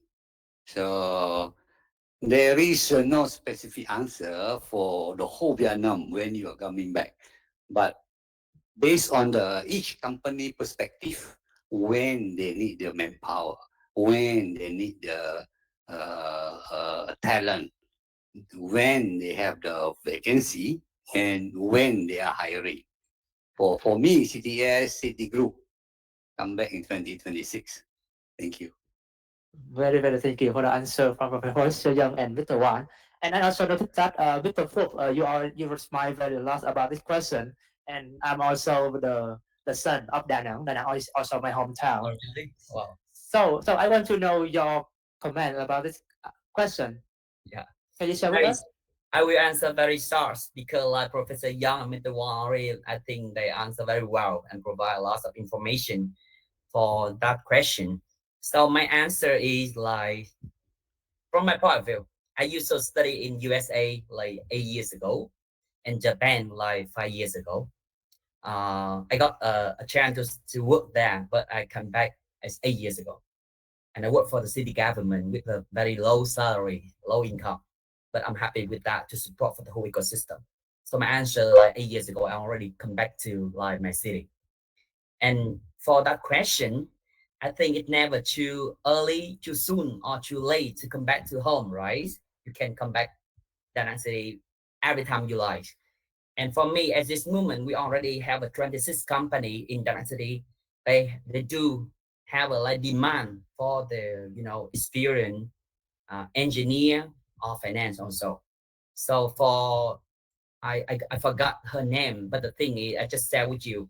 At this moment, Da Nang is build the International Finance Center, and we need more people with background like in finance like you to come back the city right now. Or next month, I'm more than happy to connect with like some international company in Da Nang City who have a demand to recruit the people like you. And one more thing, we are building the visa lab. It's the first ever lab fab for advanced packaging. And at this moment, they are recruiting the chief of finance. And you can apply right now. Not wait for next year like City Group. Okay, yeah, this is my answer. Yeah. But the thing is, next year, 2026 should be the golden time because it's like a blooming time in Da Nang and in Vietnam in terms of semiconductor and art and finance also. Is my answer. Thank you, Mr. Phuc. Yeah. Yeah, of course. Oh, okay. Yeah, I think I need to stay here. Okay. The reason. Okay. You can have a seat here. No, it's okay. Where is the? It's on. Okay, yes, yes, yeah. Thank you. Okay. My first comment is to Mr. Hong. The reason I came here is I've been working in the EDA industry for long, so I consider myself as a software people. And Mr. Hong, you mentioned Synopsys work with you a lot, and then they are building, they are I think set up the teams there, and my understanding is the people there basically try to use the tool to help the IC designer to do the chip design, and therefore they can sell the tool. Yeah. Not only that, sir. So Okay. Synopsys team in Da Nang City, they have a like it's like 5 years ago. They Okay. acquired a company with like 12-year experience, and so their group of like 17-year experience engineer. Okay. And I mean that they focus on IP design. Right. So besides IP design, Yes. I'm hoping because uh, I think still 2/3 of the Synopsys revenue come from the tool. Yes, right. The EDA Right. too. EDA tool. So Yes. I'm hoping you can push Robert Lee to set up the R&D team to develop the tool. Yes, sir. Yeah, yeah. Okay. It's also in our strategy. Yeah. So in that case, you need to think about how to train the software people so that they can join you.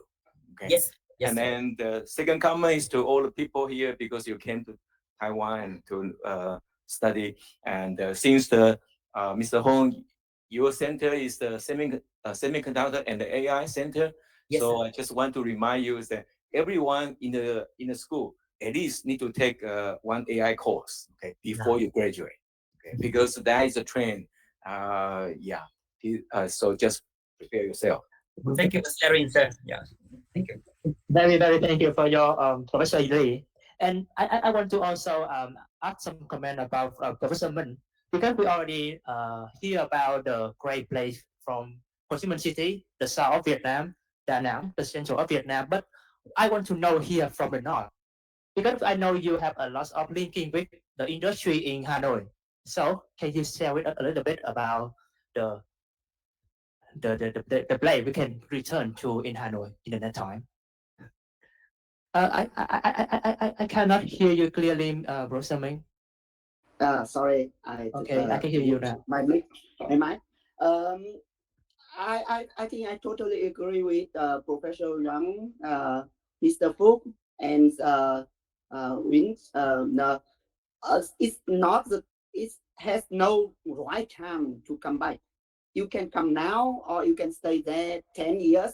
Uh, depend on you, depend on your personal reason. So let's talk about myself. I returned back from Germany. I study formal verification. At that time I returned. There's no formal verification companies even around the world. Not many. But now formal verification apply everywhere. So and now my students can work in Infineon in formal verification leader. So by the way, at that moment, uh, IC design fields are expanded in Vietnam, in Hanoi. So I have heard and I talk with many team leader, director of the companies in Vietnam. They are hiring, especially they are lacking of experienced people. They need people that have 5 years experience, and they want to promote them to become team leader. So I think it's now good time for the one who want to be back home to join early stage of the industry, and you will. I agree with Professor Yang that you will become easily a leader if you want. So it's my short question answer.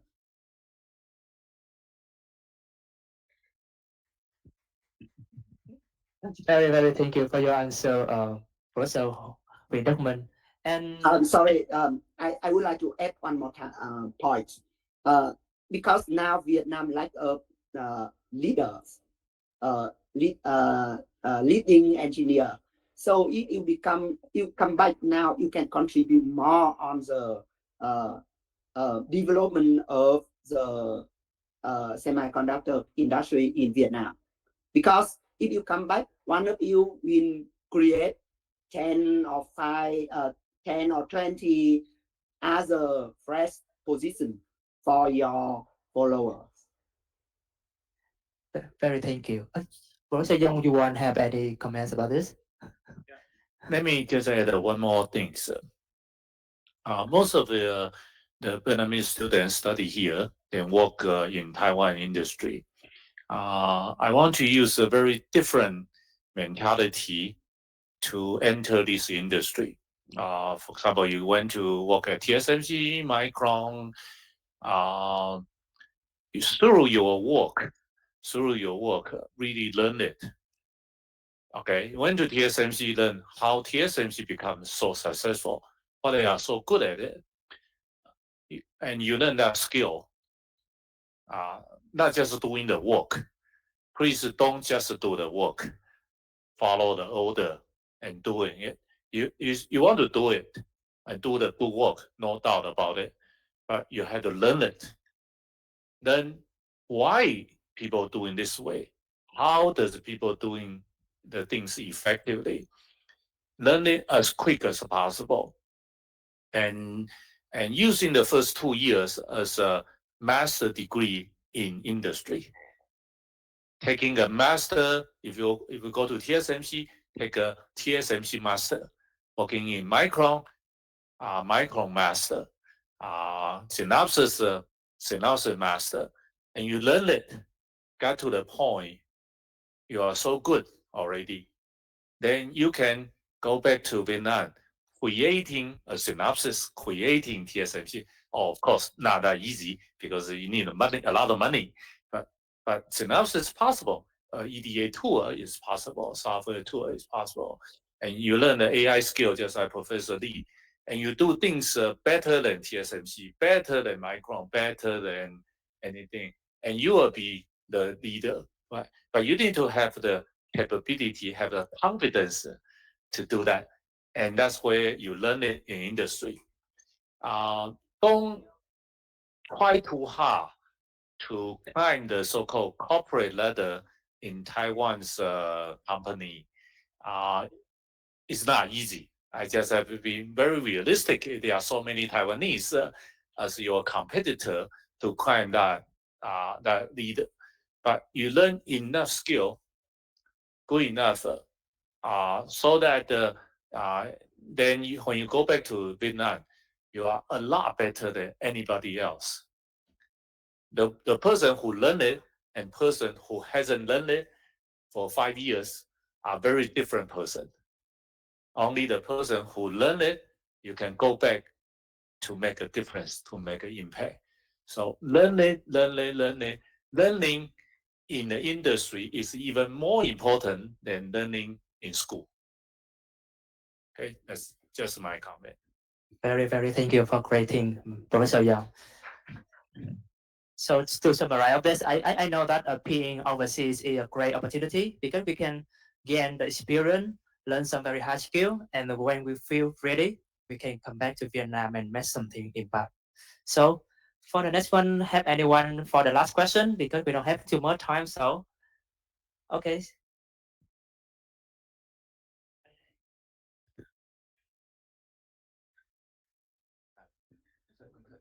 First of all, I want to thanks to all the speakers today for giving me the opportunities to listen and have more comprehensive perspective into the semiconductor industry. Into the semiconductor industry and also the probabilities for Vietnam to to have more chance in this industry. So my name is Nguyen, and I'm a freshman in National Taiwan Universities of Science and Technologies. So maybe I think I'm one of the youngest person in this room right now. For my questions, before coming here, I have a lot of questions, but most of them have been answered during the talk. But also, I came to one new questions. Like Professor Yang have mentioned a lot about the leader and becoming a leadership and having a leaderships.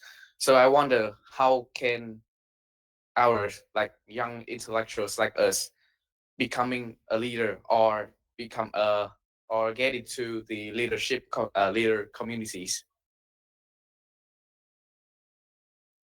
Thank you.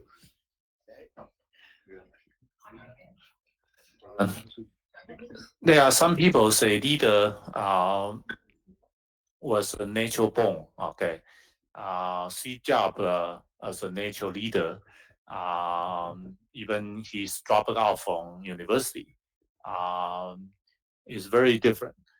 Leader, I can only say leader has certain character, not the knowledge. Of course, leader is always a learner. They learn from mistake. They revolutionize themselves on the regular basis. Tomorrow is better than today. The after tomorrow is better than tomorrow. So be able to improve yourself as time goes. The younger the age, with that kind of mentality, the better chance to be a leader. Okay, I really like. I always like to work with high school graduate, work with freshmen, because when you are getting older and older, it's getting harder and harder to change. So the building the foundation for character. I mentioned earlier, you need to be adult. Being adult as quick as possible. Okay. Taiwan, one of the problem with Taiwan's education is we went to school, we using the test to determine ourselves. Okay. Don't let the test to limit yourself. Test is just a way of evaluating whether you learn it. And you need to always soul searching yourself. Who are you? Who are you good at it? And what do you love?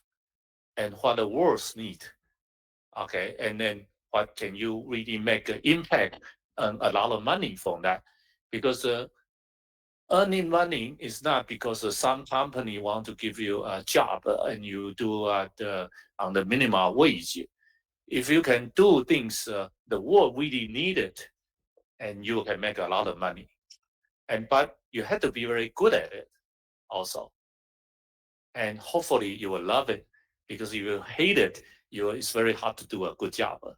Okay, so that's what the Japanese call ikigai. I don't know whether you heard this word.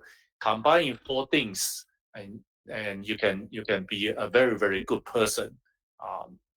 And leader need to have a vision. So you always learn from the history, looking for the future. Always think from the time zone point of view. So learn from history. Actually, one of the subject I didn't really learn much when I was in school was so-called history, because we think this is social things, the literature or humanity. But for a high-tech person to be able to see the trend, the wave, the future is very important. So when you are learning history, unfortunately, most of you probably will not learn history anymore. You can go back. I always think that history learning is not memorize whatever history is going on. Is learn from history and then can predict the future. That's a time zone, time access. The other thing very important is understanding your location, geography, your country, your environment, your school, your dormitory, where you are. That location part of element. If you can understand that environment and learning from environment and keep improving your environment, you will be excellent leader. The third thing is you need to deal with people. A leader, by definition, need to have a follower. And why people want to follow you? Okay, that's why most of the leader who has a so-called charismatic, they have a charisma. They come out, and then will be people willing to follow you, and that need to come from a human interaction. Okay, you need to understand people.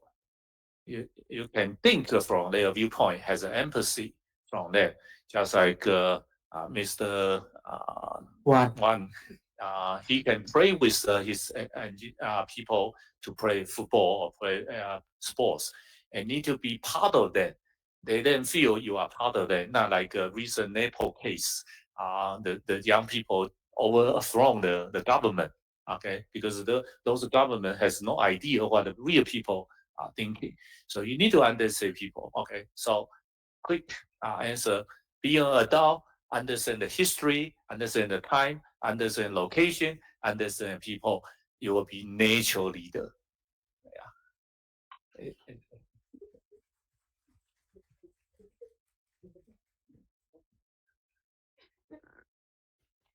Okay, yeah, Professor Yang already gave you lengthy answer, but I just want to add Vietnamese say chut chut. Yeah, you know Vietnamese very well. Chut chut. Don't rồi, don't rồi. Okay, the leader for Mr. Win. My simple question is, the leader is actually within yourself, within ourselves. So we need to lead on our own. Even in our daily activity, when you wake up, you always think already what you want to do today. That is a daily activity. And in your study, you also lead yourself what you want to do for this examination, example, preparation, because you're freshman. So what you're going to do with your freshman? By the end of the freshman, you have a motivation. You want to lead yourself by the end of freshman. Before I move to sophomore, right? Here you call it sophomore. What I want to be. So while when you have this vision, ambition, then you will lead your own to achieve that. So after you establish the leadership in your own, people will see you. Then when you are engaged in the organization, for you freshman or student, you just engage in any organization of the university, culture club, football club, or any club. Then you can show your leadership to manage people.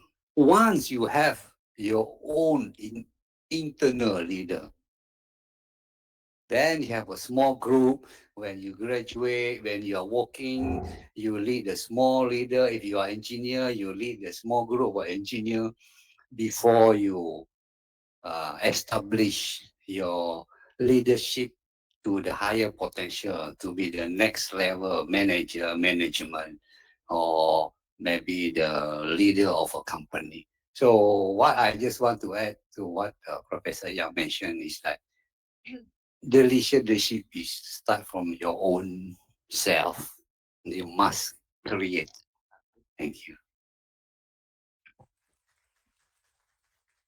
and because the time is limited, so that's the end of this panel discussion. I, on the behalf of the organizers, I would like to simply to thank to our panel discuss to our panelists here, Professor Cao Đắc Yang, Mr. Wan, Mr. Lê Hồng Phúc, and Professor Nguyễn Đức Minh. So really thank for your joining today because your sharing and insight really help us a lot. Very thank you. And to the comments for the growth program today, I would like to invite Ms. Lê Khánh Linh, the founder of a YVT group, to share his some advice and the comment. Thank you.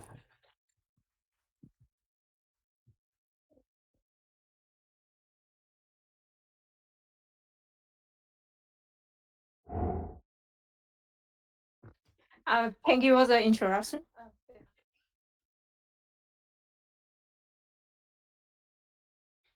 Thank you for the introductions.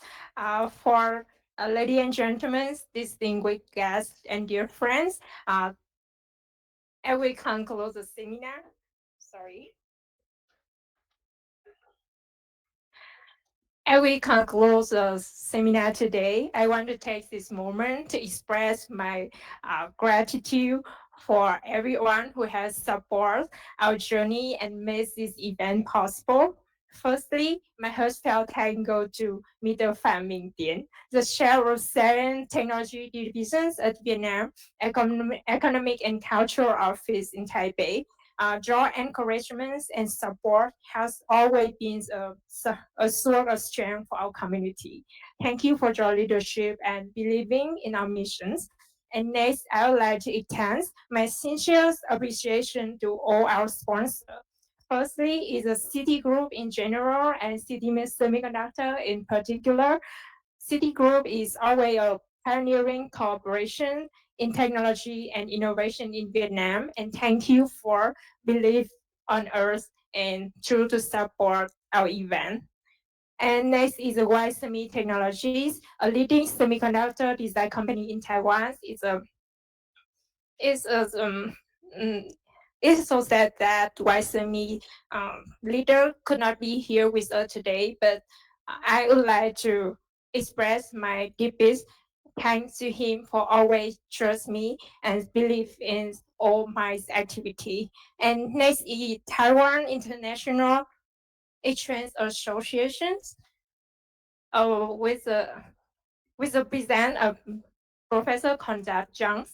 Taiwan's the association is facilitating the talent exchange and promoting cross-cultural collaborations between Taiwan and many other countries, including Vietnam, Japan, and Germany. And next is Mr. Lương Tiến Ha, the deputy manager of Project Semi Taiwan, who generously personally support and sponsor and encourage has been individually to the event. All the generous support and resource and collaboration have enabled us to bring this seminar to life and create new opportunity for Vietnam talents in Taiwan. And next is a very special thanks to FCC partner, Taiwan leading beauty investment bank. FCC Partners is always our companion partner to why business from the very beginning. Thank you for connecting to many associations and company and organizations and support to prepare and organize this event. Um, and next is for the distinguished professors and honor guests for this Professor Conrad Zhang, Professor Lee, who is in the corner, and Professor Walter Tang.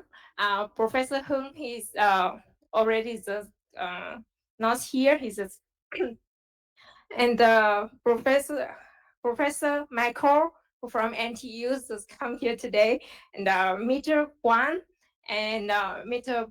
Lê Hoàng Phúc and Professor Nguyễn Đức Minh. I'm sorry, and Mr. Nick, my dear friend, and all the industry leader and professor from both Taiwan and Vietnam. Thank you for sharing valuable knowledge, experience, and visions with our community. And in addition, a special thanks to Professor Yang, who is always our inspirations for international collaboration, and also the inspirations for me to to establish this community. Thank you very much. And finally, to every member of YBC's family, both from the first and second generation, thank you for your trust and your hard work and your belief in our shared dream. From the humble beginning with a few people and small webinar, your dedication has built a strong and vibrant community with uh, of this seminar at today. Thank you very much for everyone who's come to YBCs and believe and trust in our dream. I believe one day the semiconductor industries in Vietnam will go big thanks to the efforts of everyone here and the efforts of the YBC's family. Thank you very much.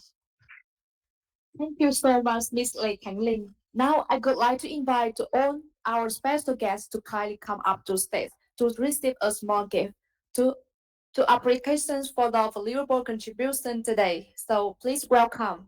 So would like to invite Professor Korak Young to the stage, Professor Lee, uh, Professor Assistant Professor Võ Đức Thắng, Mr. Wan, Mr. Phạm Minh Tiến, Mr. Lương Kiến Hà, Mr. Nathan, And I also and also Professor Michael, Nick, and also Mr. Đức Mạnh from RTI. Thank you. yes, I also would like invite Ms. Lê Khánh Linh and Mr. Lê Hữu Phúc help me give some gift.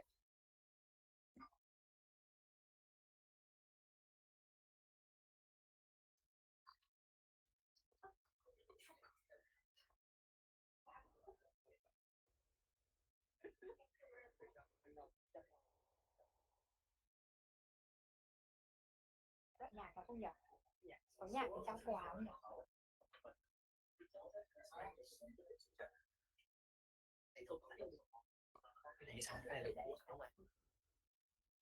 Thiếu bạn thêm không? Yes, please help me take some pictures.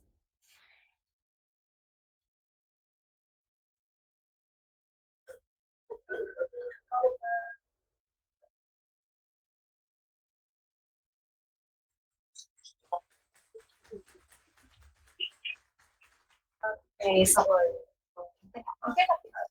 Mà tất cả mọi người đang ngồi trong hay là có gì? And right now we go into the lucky draw for every guest today presented here. So please stay a little bit and we can receive the lucky draw later.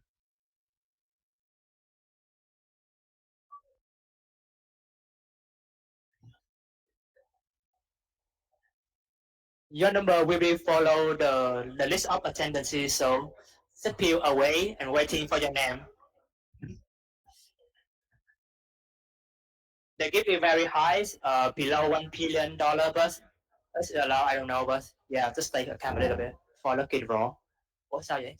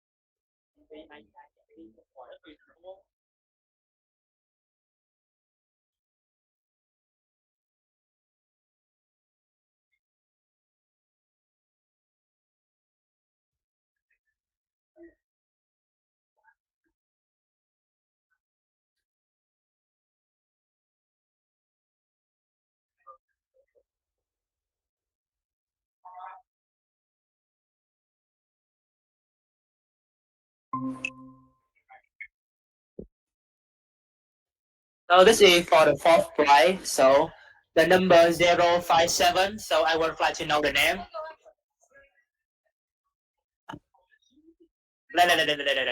Wow, So congratulations, So- Miss Vũ Thị Hằng. so Wow.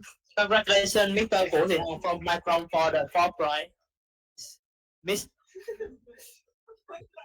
can you stay here and take a picture? Thank you. Cái này bị dính nè. Khách mời không ngồi đi.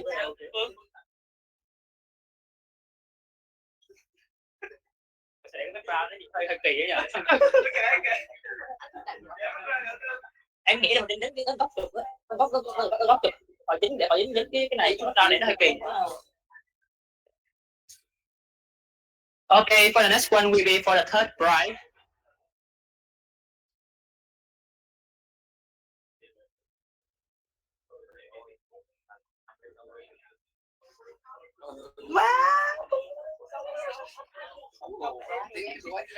Uh, so congratulations on Mr. Võ Minh Thiện from TVisa. Wow. Please stay here for the picture and for the gift. Congratulations.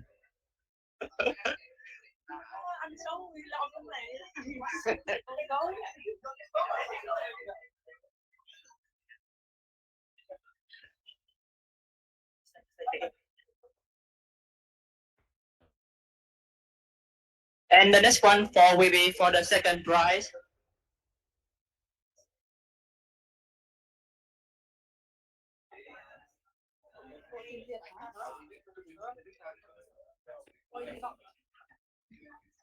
Congratulations from Miss Đặng Thị Minh Hạnh from NTUST.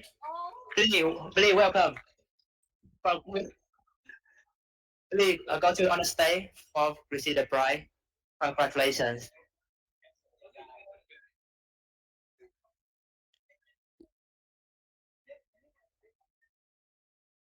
And for the last one will be the great display today. Ooh.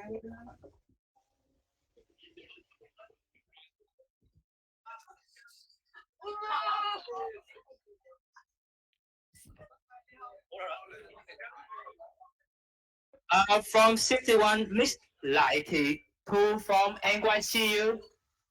Congratulations.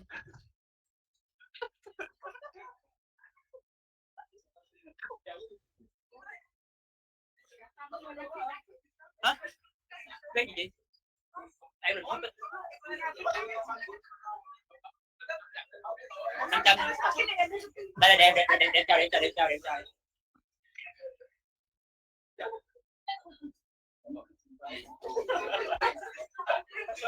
Thầy không mới đến giờ chụp ảnh tặng quà cho thầy không? Xin chúc mừng. Mời thầy không lên quà hôm nay thầy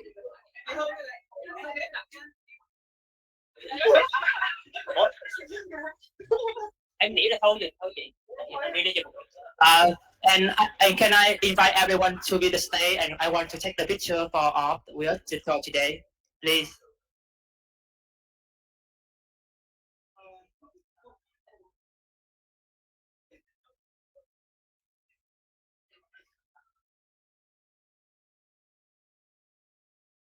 Please go on the stage for the picture. Mọi người ơi, mọi người có thể lên giúp mình chụp những bức hình được không ạ?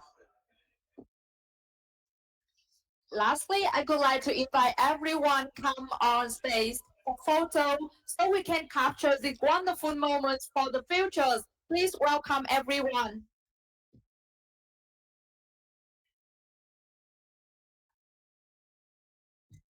Those present here is our pleasures and motivations to work harder for more contributions in the futures. So I'd like to invite everyone come on stage for photo